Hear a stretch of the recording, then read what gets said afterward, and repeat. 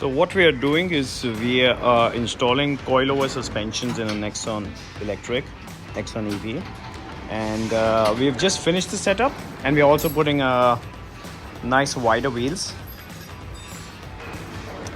So what we've done here, we've put adjustable suspensions in which you can set the spring preload. You can also set the height of the vehicle from this mount.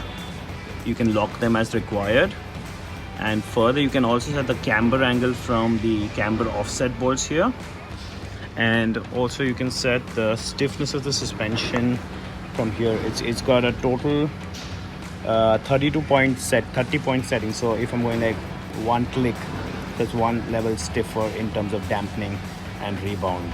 So right now I'm keeping it on 1 because my main purpose is to achieve comfort as well as a good stance on the vehicle. On the rear side we have installed this is called a divorce setup. So the shock is different and the spring is different. I tried it on the highest setting and it's a little bit higher, so I will be reducing the height by changing the position of the spring. And then of course I can set the position of the lower mount of the damper, which allows me to utilize full travel at the height setting that I have set using the spring. And this is these are 3-way adjustable coilovers. On the back side we have the stiffness control here installed. So if I want to set the stiffness, I have to simply change the stiffness over here. I had to remove the original plastics for it, but once I have the stiffness set to my requirement, then I can just put it back. So I'm setting the height 18 millimeters shorter than the topmost position in the adjuster for the spring. This is a direct fit that goes into the axle and into the spring. The spring gets mounted on the top bush directly as well. So these are bolt-on coilovers. And now I'm tightening the adjuster. So what you do is, what I've done for the front is I have set a preload of 10 millimeters so that I get a little bit of soft comfort on the spring. I don't have too much pre-tension on the spring. But although as you can see, I've gone pretty much low over here to achieve the height that I need. And the reason for doing that is also because I'm using slightly bigger wheels than stock.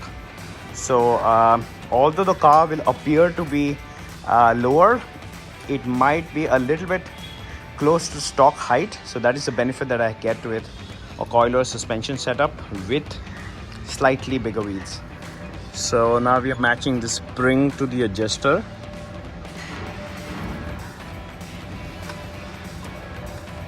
And as you can see, the lower coil of the spring has made complete contact, and there is sufficient preload on the spring, so it's not going to fly out. Stop. Abhi isko niche karna aur ye match karna. So now I'm going to lower the mount from here. So that's my BDC. So I'm going to set my bottom dead position of bottom dead center of the suspension travel, and we have 110 millimeter stroke length, so that should be sufficient at the height that I'm setting it at. So over here my preload is approximately 20 millimeters. Stop. So it's a lot of preload. The spring is not going anywhere. And now we shall fasten it with the bolt. And now I'm basically going to lock the lock nut on the threads so it doesn't move anywhere. We also made hub center rings so that the wheel sits concentric to the hub, the spigot on the hub, and because of that also the studs are only under tension and less shear force. It also gives good dynamic balancing results and provides us with lower vibrations at high speeds. Generally, the position of the wheel with the Nexon's self-weight, and this is now my position while it is at its PDC. So let us see how it turns out to be once we lower it on the ground.